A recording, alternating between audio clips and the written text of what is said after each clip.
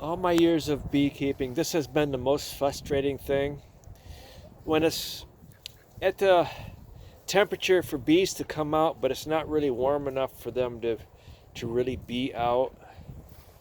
Be out, be outside.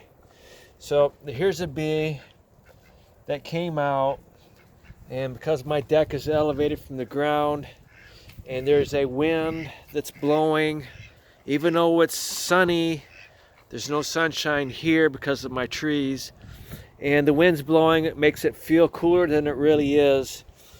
The bees will land and they will get chilled and they won't make it back in. See, it's not really technically dead, it's chilled. You need to recognize the difference between a dead bee. This right here is a dead bee, and a bee that just got chilled. After so much time, their wings will spread out and they'll be like K-winged.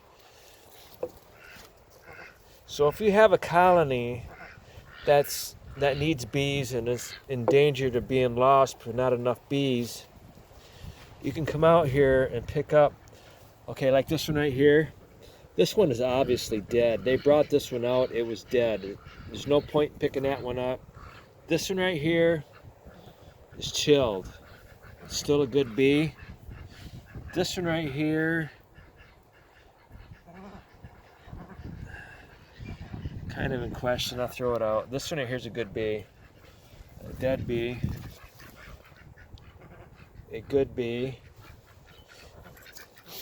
It's really frustrating. I cleaned up a lot of the bees here, but there were hundreds of them here today. This is my second round today to do this. And there are bees all over on the ground out here. I'm not going to pick them up, but I'm just giving you an example of if you have colonies that are borderline small or medium sized or not really large enough to winter outside, they will lose a lot of bees in the fall from coming out and not making it back in.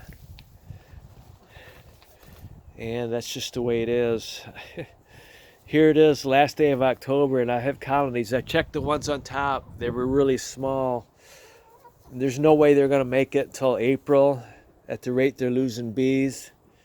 So what you do is you gather up bees and you put them in the colonies. Of course, it's warmer inside, and they will come back to life and they will go into the cluster that's in that hive, and they will assimilate with that colony. So the larger the colony, the better off they are to make it through winter. But when you get medium-sized colonies and small colonies, it can be questionable. Let me show you an example. This right here is a large colony, large and medium-sized colony. There's no problem with this one. This one's just fine. They'll make it through winter without an issue.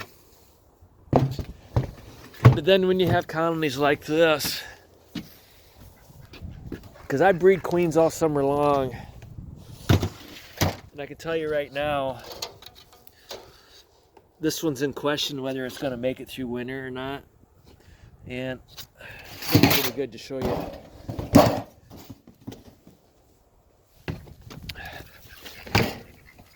I take this out, but I don't have the LED flashlight with me. But anyway, you look in there and you see how big the cluster is.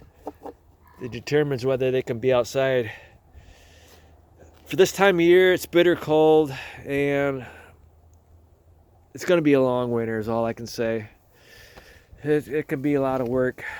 The beekeepers that take their bees south, not a big issue, but when you have your bees up north and you keep them up north, you got to work all winter long to keep them alive. Okay, thank you.